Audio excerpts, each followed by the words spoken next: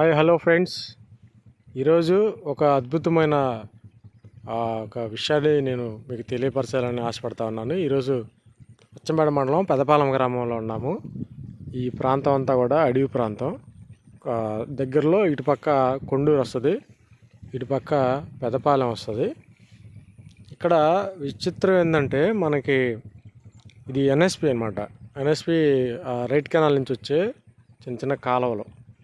ఇక్కడ బారుకి మీరు చూస్తుంది పైనుంచి వాటరు కెనాల్ లేకుండా వస్తాయి. ఇక్కడ ఒక వంతెన ఆనకట్ట ఉంది.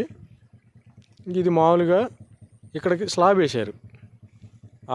ఆ గోడ దగ్గర నుంచి ఈ గోడ దాకా స్లాబ్ ఉంది.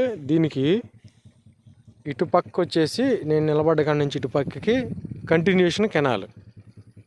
మధ్యలో అక్కడి నుంచి అండర్ గ్రౌండ్ వాటర్ అన్నమాట లోపలికి. ఇటు ఏంటంటే రైతులు పనులు చేసుకోవడానికి, ట్రాక్టర్లు పొడి వెళ్ళటానికి, ఇదంతా కూడాను కెనాల్కి రాకపోకలో పనులు చేసుకోవడానికి ఇబ్బంది లేకుండా మధ్యలో ఏం చేశాడంటే ఇంజనీరు లోపల నుంచి వాటర్ లోపలికి వెళ్ళిపోయి అండర్ గ్రౌండ్లో నుంచి వచ్చి ఇదిగో ఏడకి వచ్చేస్తాయి నీళ్ళక. ఈ తొట్లోకి బుడగలుగా పైకి వస్తున్నాయి చూడండి.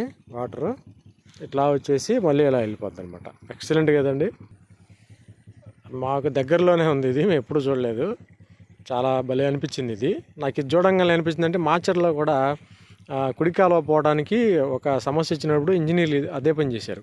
ఎట్లా అంటే ఇదేమో అండర్ గ్రౌండ్ కిందకి వాటర్ వేసాడు, దాన్నేమో బ్రిడ్జి వేసి పైనుంచి వాటర్ వేసి కింద ఒక వాగు అనమాట. ఇట్లాగే ఒక వాగు పోవాలి, ప్లస్ మళ్ళీ రోడ్డు మార్గం కూడా కావాలి. అప్పుడు ఏం చేశాడంటే వాగు పక్కనే రోడ్డు వేసి రోడ్డుకు ఒక దారి, వాగు పోవడానికి ఒక దారి, పైనుంచి వాటర్.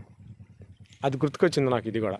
ఇది చూడంగానే దీనికి ఏంటంటే కింద నుంచి చేశాడు వాటర్, కింద నుంచి వెళ్ళిపోతాయి. కింద నుంచి వెళ్ళిపోయి ఎలా వచ్చి దీంట్లో గుంట పైకి వచ్చి ఇలా కంటిన్యూషన్గా వెళ్ళిపోతూ ఉంటాయి.